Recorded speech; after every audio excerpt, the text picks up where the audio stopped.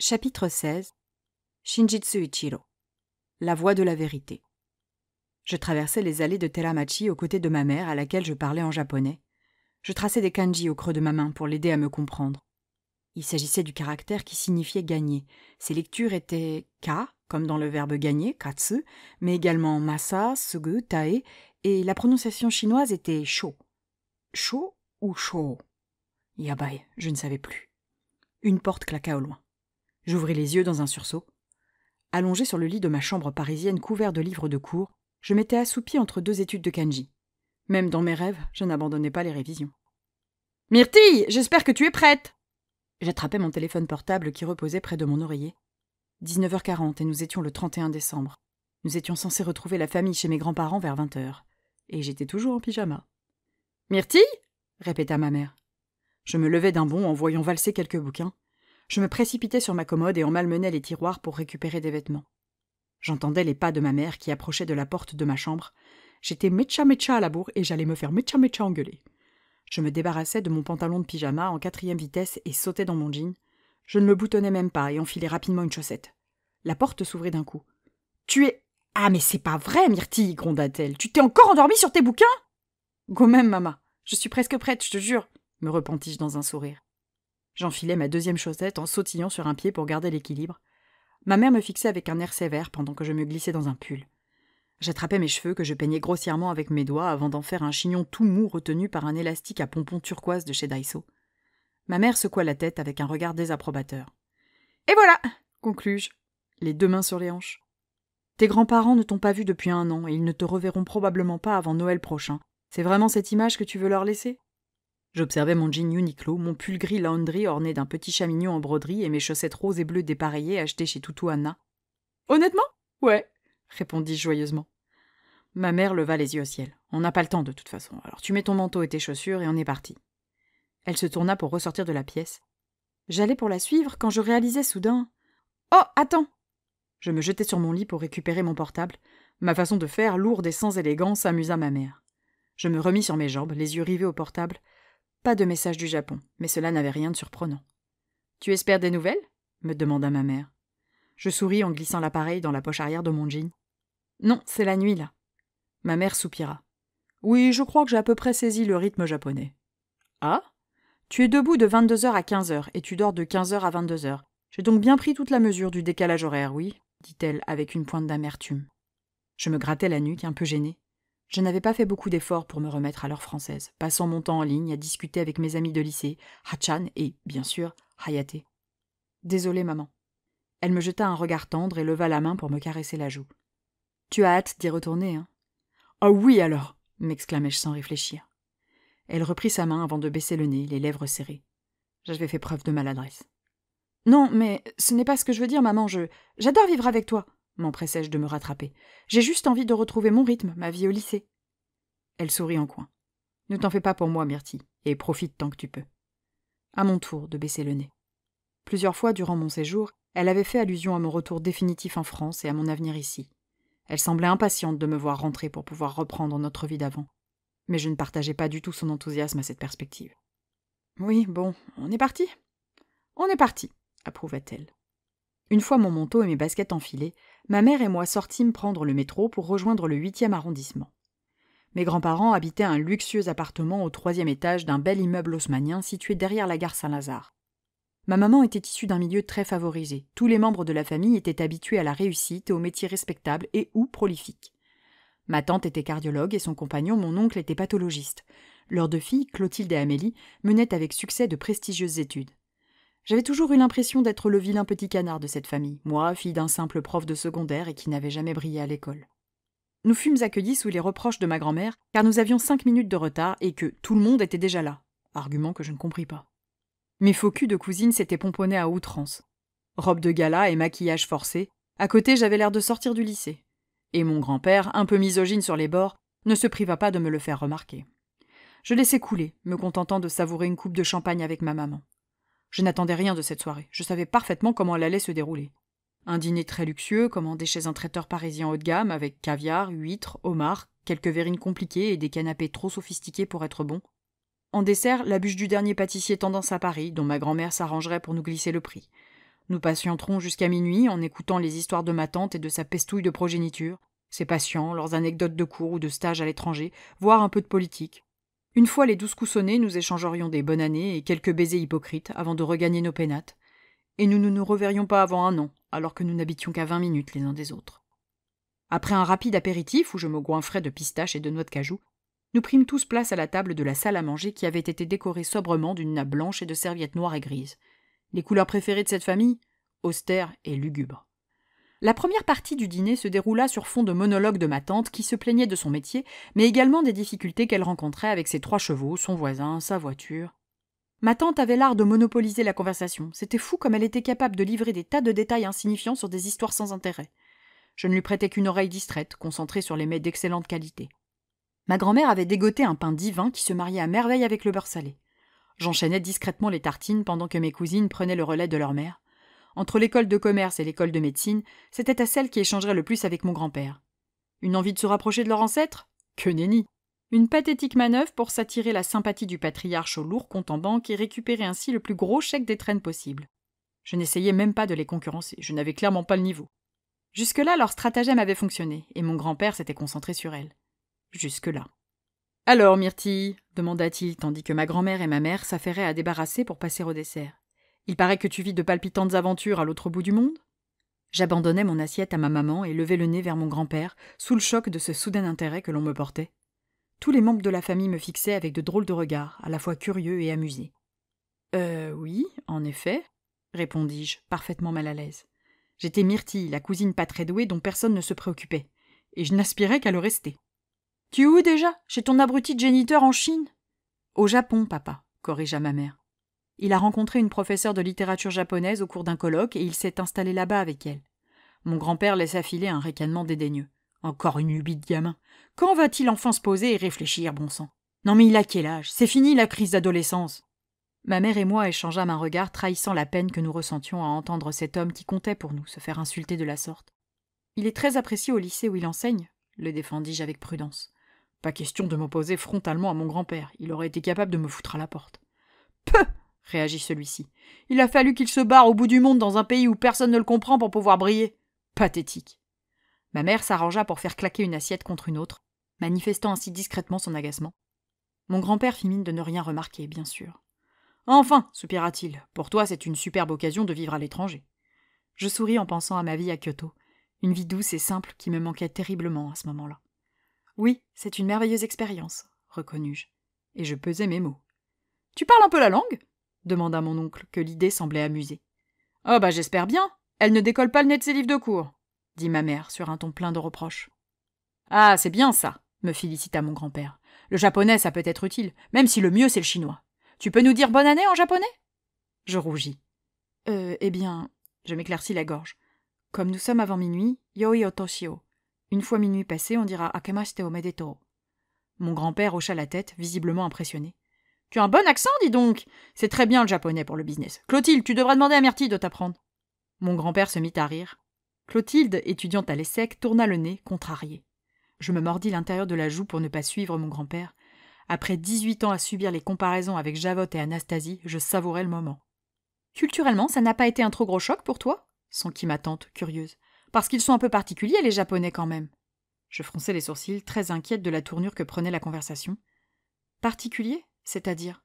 Bah, ils ne pensent pas comme nous. Là-bas, c'est le groupe avant l'individu, m'expliqua-t-elle comme si je n'avais jamais posé un pied sur place. C'est une société très hypocrite avec une politesse de façade, renchérit mon oncle. Je secouai la tête. C'est très caricatural. En réalité, tout dépend de la situation. C'est marrant cet esprit de groupe, enchaîna mon grand-père. On dirait qu'ils ont peur de l'Occident. Tu les vois dans Paris agglutinés avec leurs appareils photo.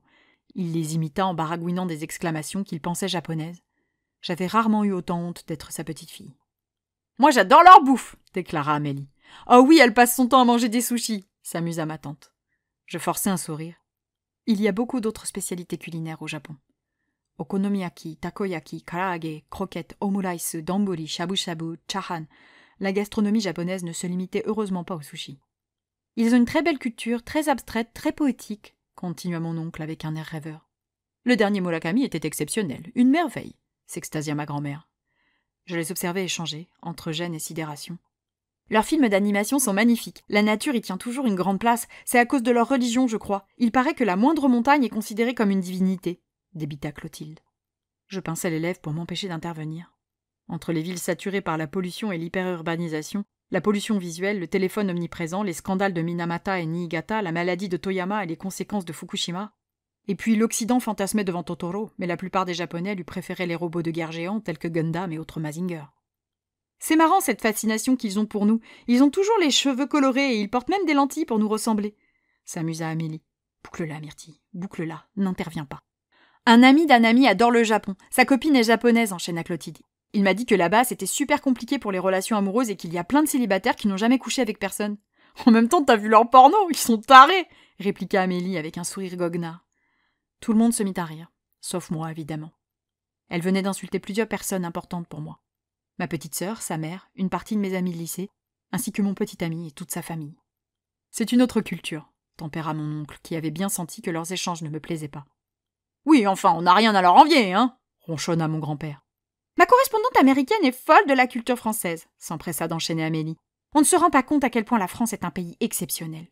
Je levai discrètement les yeux au ciel. Mais quelle lèche-cul celle-là. Des Hugo, des Rimbaud, des Voltaire ou même des Delacroix, ils n'en ont pas là-bas, hein, s'esclaffa mon grand-père. Si seulement nos politiques savaient protéger et transmettre à nos enfants cet héritage immense. Ah, ça, ils ont d'autres priorités, tu sais bien, se désola mon oncle. Je m'échappais dans mes pensées. Hayate ignorait qui étaient Hugo, Rimbaud, Verlaine ou Delacroix, mais il connaissait Murasaki Shikibu, Matsuo Basho, Oekenzaburo et Hiroshige. Aucune culture ne valait mieux qu'une autre, et c'était là toute la beauté du monde. Après avoir déblatéré sur le bon usage des impôts de la mairie de Paris, le sujet s'orienta ensuite sur l'économie française et les décisions gouvernementales que toute ma famille s'accordait à trouver stupides. Leurs discussions emportées sur des problèmes de société dont ils semblaient tous magiquement détenir la solution m'ennuyaient.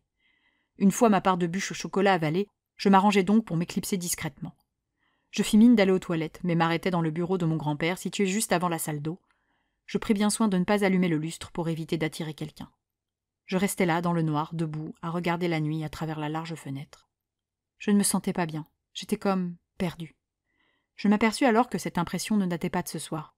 Non, en réalité, j'étais perdue depuis 8 jours, depuis mon arrivée le 24 décembre. Et ma famille indélicate n'avait fait qu'exacerber ce sentiment. Je soupirais en repensant à leur discours sur ce pays si cher à mon cœur.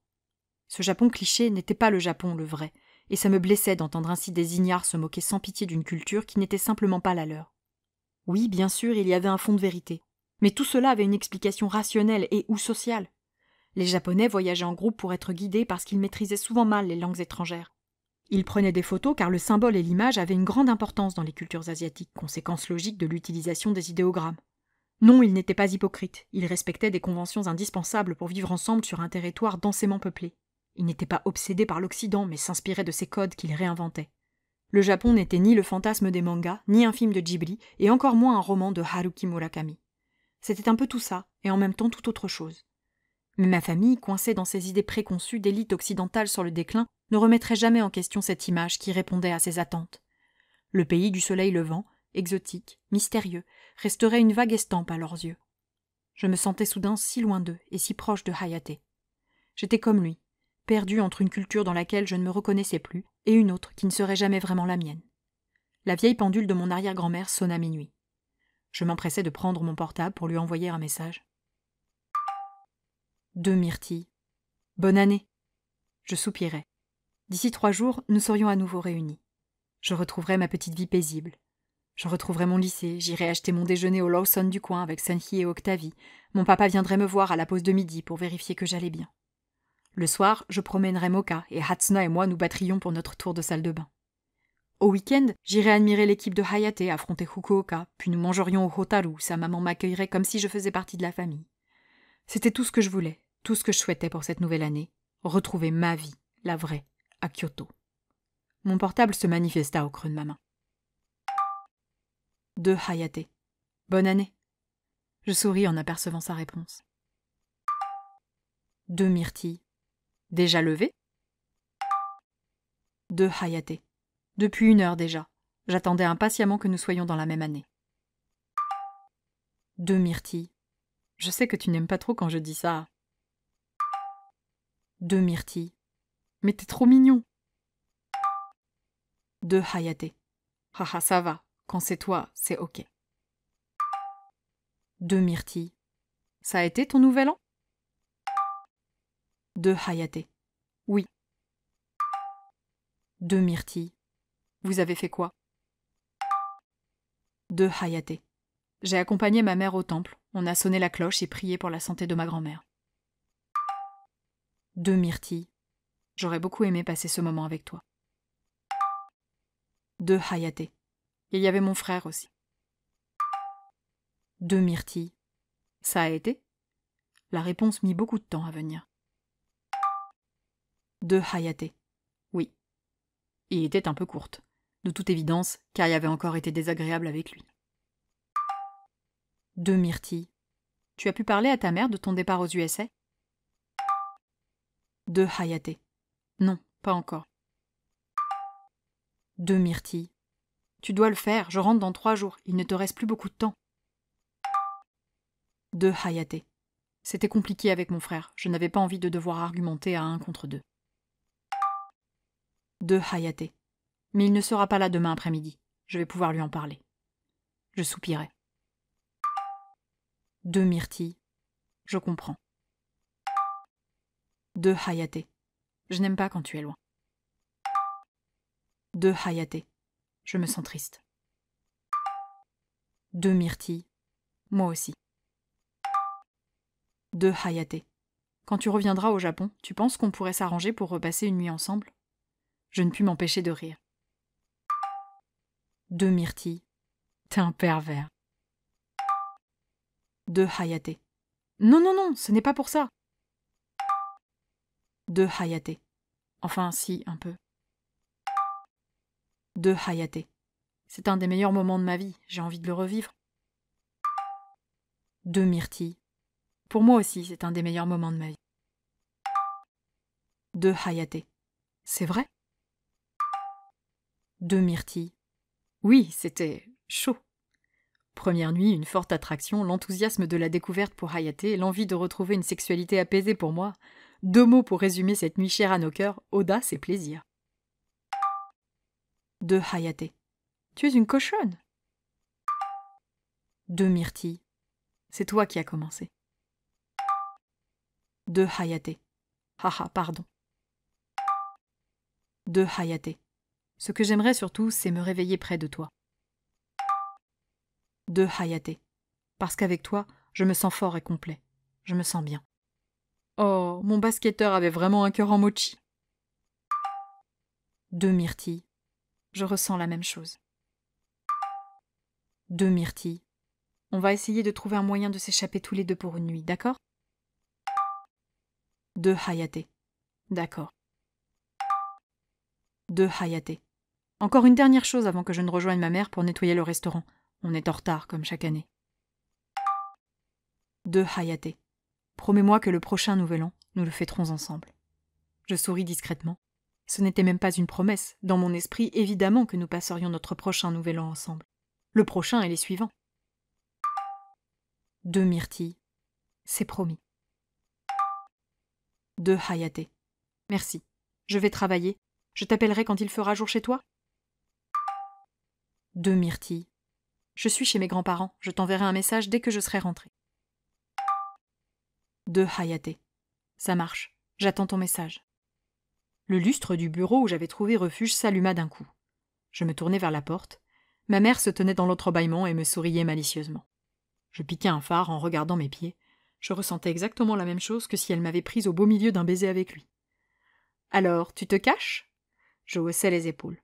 J'avais envie d'être au calme. Elle entra dans la pièce. Ses yeux se posèrent sur le téléphone que j'avais à la main. « Il est quelle heure au Japon, là ?» demanda-t-elle avec un air de fouine. Il est 7 heures du matin. »« Ah, il se lève tôt, dis donc !» Je baissai le nez, gêné. Mon attitude amusa ma maman. « Oh, Myrtille, tu crois que je ne sais pas reconnaître une jeune fille en pleine conversation avec son chéri? Je suis passée par là, moi aussi, hein. » Je pinçai les lèvres en contemplant machinalement mon portable, quand apparut sur mon écran un message de mon père. De papa. Akemashite omedetou. Hâte de te retrouver dans 3 jours. Tes étrennes t'attendent. Transmets à ta mère mes meilleurs vœux pour cette nouvelle année. C'est lui? S'enquit ma maman, curieuse. Je secouai la tête. C'est papa. Il te souhaite une bonne année. Elle leva les yeux au ciel. Mais qu'il est crétin, lui. Il ne peut pas m'envoyer un message sur mon numéro. Non, il faut qu'il passe par toi. Je ris. Il n'ose pas trop communiquer avec toi directement, de ce que j'ai compris. Il peut, enfin. On se connaît depuis presque 40 ans. On a une myrtille ensemble. Toute ma vie, je répondrai à ses messages. S'agaça-t-elle. J'observais ma mère du coin de l'œil. Dis-moi, maman. Oui. Depuis que papa et toi vous êtes séparés, tu n'as jamais eu envie de rencontrer quelqu'un? Elle afficha un étrange sourire. Qui t'a dit que je n'avais jamais rencontré quelqu'un? J'écarquillai les yeux sous le choc. Tu as eu d'autres personnes? Bien sûr, qu'est-ce que tu crois? Que j'ai fait feu de chasteté après ton père? Évidemment que j'ai eu d'autres hommes dans ma vie. Mais pourquoi je ne les ai jamais rencontrés? Elle soupira. J'ai connu d'autres personnes, oui, mais je n'ai jamais rencontré la bonne. Oh, je vois. Il y eut un silence empreint de nostalgie. Ma maman était plongée dans le passé à ce moment-là. Je t'ai déjà conté l'histoire, commença-t-elle. Ton père et moi, on s'est rencontrés sur le palier de l'appartement de tes grands-parents. Moi, je venais d'emménager là. Lui venait passer ses vacances avec sa grand-mère, qui était notre voisine. J'avais 6 ans lorsque j'ai joué avec lui la première fois et 9 lorsqu'on s'est promis de se marier quand on serait grand. Il y avait quelque chose de triste dans sa voix, et ma gorge se serra. Oui, je connaissais l'histoire par cœur, et je savais que mon papa et ma maman n'avaient jamais été mariés. Bien sûr, comme ils ne venaient que pendant les vacances scolaires, on s'est peu à peu éloignés. Jusqu'à l'année de mes 15 ans où j'ignore si c'était à cause des hormones de l'adolescence ou ses cheveux longs, mais j'en suis tombée raide dingue. Pourtant, ce n'était pas gagné, hein. C'était un glandeur de première, un cancre qui passait son temps à fumer dans les escaliers de l'immeuble, et pas que du tabac, me précisa-t-elle. Mes parents ne pouvaient pas l'encadrer. Mais voilà, pour moi, c'était le grand amour. C'était le bon. Je ne pus m'empêcher de sourire. Je me reconnaissais un peu dans cette façon d'aimer. Ça n'a pas été simple. Tes grands-parents refusaient de l'intégrer aux réunions de famille ou de l'accueillir avec nous en vacances. La grand-mère de ton père a fini par comprendre que son petit-fils chéri ne plaisait pas à mes parents, et ça a fait tout un foin dans l'immeuble. Je ne te raconte pas le bordel avec les voisins prenant parti pour une famille ou l'autre, un carnage. Je ris au souvenir des anecdotes qu'elle m'avait déjà confiées par le passé. Mais on s'aimait vraiment, poursuivit-elle. Il m'apportait la folie et la culture. Il savait des tas de choses incroyables sur la littérature ou sur la langue française. C'était un épicurien, il essayait tout ce que la vie pouvait offrir en m'entraînant avec lui. De mon côté, je lui apportais un peu de rationalité, je le ramenais à la réalité quand il s'emballait. Elle soupira tristement. Sauf que je me suis lassée plus vite que lui de la vie de bohème et des excès. Je venais de reprendre le cabinet quand je suis tombée enceinte, et lui n'avait toujours pas son diplôme. On a discuté, j'étais effrayée à l'idée de devenir mère. Lui n'avait absolument pas peur d'être père. On s'aimait même si les disputes étaient de plus en plus fréquentes. Il a promis de faire des efforts, de profiter de ma grossesse pour tout changer et se transformer en compagnon attentionné et en papa aimant. Mais il n'a pas tenu sa promesse. Un soir, je suis rentrée du cabinet avec mon ventre bien rond. Il était tard, j'avais bossé dur, et il n'était pas là. L'appartement était en bordel, il n'avait pas fait les courses, je payais toutes les factures, je m'inquiétais pour ton avenir et lui était parti faire la fête avec ses amis. J'avais déjà peur d'élever un enfant, je ne me sentais pas capable de m'occuper de deux. Alors je suis partie. Et il n'a pas essayé de changer? De te rattraper? Son regard se fit trouble. Tu sais, Myrtille, l'amour entre deux personnes est à double tranchant. Plus on aime, plus les erreurs font mal. Et là, c'était la goutte de trop, la promesse qu'il ne fallait pas rompre. Je pinçai les lèvres. Il y avait quelque chose que ma maman préférait me cacher, par amour-propre ou respect pour mon père, sans doute, mais j'avais entendu ma grand-mère et ma tante en parler dans le dos de ma mère. Mon père n'avait pas été fidèle durant leur relation. J'ai donc reconstruit ma vie seule et me suis donné le temps de l'oublier. 13 ans, ça ne s'efface pas comme ça. Je t'ai donné naissance, 3 kg de sang, 52 centimètres, ma princesse, ma plus belle histoire d'amour. Il a essayé d'être présent. J'ai menacé de passer devant un juge s'il n'était pas plus sérieux. Je ne pouvais pas te confier à lui alors qu'il vivait chez 2 potes qui trafiquaient. Hors de question d'aller récupérer mon petit trésor dans un commissariat. Il a eu du mal, mais il a fini par trouver l'équilibre. Il a enfin réussi son CAPES, a obtenu une place dans un lycée en banlieue. Il a pu prendre un appartement seul pour t'accueillir dignement. Il a encore eu des hauts et des bas, mais c'était important pour moi que tu crées des liens avec lui. Tu es le fruit d'une belle histoire d'amour, et ne laisse personne te faire croire le contraire, dit-elle en pointant un index menaçant dans ma direction. Je souris en coin.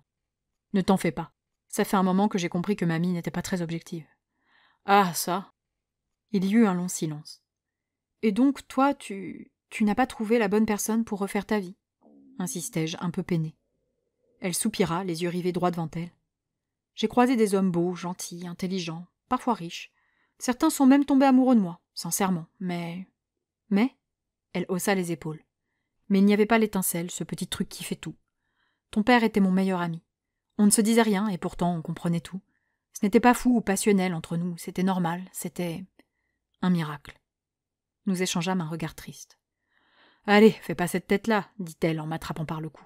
On est bien toutes les deux, non ?» Je fis la moue. Je souhaitais à ma mère le bonheur que connaissait aujourd'hui mon père avec Yumiko. « Et puis en septembre, tu seras de retour, le bac en poche pour une nouvelle vie d'étudiante, » reprit-elle. « Il faudra qu'on se penche sur cette histoire de langue aussi. Tu sais, une patiente m'a parlé d'une école près de Marne-la-Vallée qui dispense des formations en économie. Bon, ce n'est ni HEC ni l'ESSEC, mais avec ton japonais, ça pourrait être une très belle opération, non ?» Je déglutis avec peine. Du commerce, du marketing, ce n'était pas ce que je souhaitais. Ce n'était pas ce pourquoi j'étais faite. « Ton grand-père va probablement vous faire une donation à chacune, » ajouta-t-elle. « Ça te permettrait de t'acheter un petit chez toi. Sauf si tu veux continuer de vivre à la maison. Moi, ça ne me pose pas de problème. Mais ça ferait un peu loin de ton école. » J'eus un vertige. Un appartement ici, près de mon école. Depuis une semaine, je restais dans le flou pour ménager ma maman. J'évitais d'en parler, mais une conviction était en train de grandir en moi. Mon avenir ne s'écrirait pas en France. Tu sais, maman, je préférerais vraiment m'orienter vers l'étude de la langue japonaise, de l'histoire et de l'histoire des arts japonais. C'est ce qui m'intéresse vraiment, et puis Yumiko m'a dit que si j'améliore suffisamment mon japonais, je peux sans doute envisager une année à KWU. C'est un peu cher, mais je sais que le lycée français de Kyoto cherche régulièrement des intervenants. Ça pourrait me permettre de travailler là-bas pendant que j'étudie.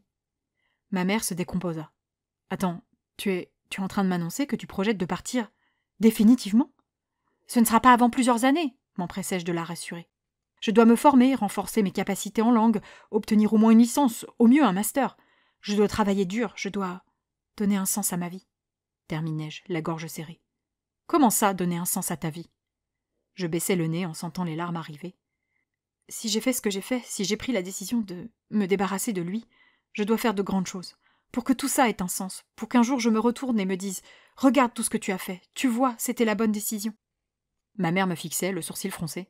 « Myrtille, » gronda-t-elle. « Oui, c'est complètement con de penser ainsi, et tu vaux mieux que ce raisonnement bancal. » Je ris tristement. C'est la seule façon que j'ai trouvée pour excuser mon choix, pour me pardonner. La douleur s'était estompée sous les belles expériences et les souvenirs, mais elle était toujours là, et j'ignorais si je parviendrais à la recouvrir un jour entièrement. Pardonner ? Excuser ? Mais qu'est-ce que c'est que ce vocabulaire ? Il n'y a rien à excuser. Vis ta vie, profite, c'est pour ça que tu as fait ce choix et rien d'autre, m'engueula-t-elle. Je pinçai les lèvres. Ma mère ne me quittait pas des yeux, sentant bien que je n'étais pas convaincue. « Et si tu ne fais rien de grand ? Et si tu ne fais pas de hautes études ? Tu fais quoi, hein ?» aboya-t-elle. Sa réaction me fit rire. « Je ne sais pas, » reconnus-je. J'étais sur le point de sortir du lycée, tous les espoirs étaient permis. Mais effectivement, je n'étais pas à l'abri de l'échec ou d'une nouvelle erreur. Serais-je capable de la surmonter ? Ma mère laissa filer un soupir d'abattement. « Myrtille, tu es partie au Japon, tu souris enfin à nouveau. Tu as pris la bonne décision, rien que pour ton petit Hayate !» Je ris. « Petit Hayate, il fait quand même 1m85. »« Oui, bon, ton grand Hayate alors, concéda-t-elle en levant les yeux au ciel. »« Mais tu as l'air de beaucoup tenir à lui. Imagine, sans ces événements, tu ne l'aurais jamais rencontré. » Je souris en pensant à lui. « Ah, tu vois que ça fait réfléchir !» se targua ma mère, que ma réaction semblait ravir. Je laissai filer un petit soupir là. Je repensais au feu d'artifice, au Hotaru, à Kobe. Hayate, je ne sais pas expliquer ce qui se passe entre lui et moi. C'est comme s'il m'attendait alors que je le cherchais. Entre nous, c'est simple, ça n'a rien de fou ou d'impulsif. C'est l'évidence, c'est un miracle. Ma mère se décomposa en m'entendant reprendre les mots qu'elle avait utilisés un peu plus tôt pour décrire sa relation avec mon père. « Ah, mais non, Myrtille, enfin, ce n'est pas ce que je voulais dire, ce n'est pas comparable !» paniqua-t-elle. Je secouai la tête dans l'espoir de la rassurer. Je ne sais pas encore où nous allons, lui et moi. Tout ce que je sais, c'est qu'il est sur la route que je dois suivre, et que cette route est au Japon. Ma mère resta un moment à m'observer, silencieuse. Je déteste ce Baptiste, si tu savais. La haine qui transparaissait dans sa voix me fit mal. Je l'ai beaucoup détesté aussi, mais j'ai compris aujourd'hui que c'était inutile, qu'il s'agissait juste d'un moyen de ne pas être trop en colère contre moi et que « Il m'a pris ma petite fille !» m'interrompit-elle, les yeux baignés de larmes. Je lui jetai un regard peiné. « Tu as tout perdu !» se justifia-t-elle. « Ton insouciance, ton audace, tes rêves, ta candeur. Ils t'ont confisqué ton adolescence. » Je souris, apaisée. Je n'avais plus de rancœur vis-à-vis de Baptiste.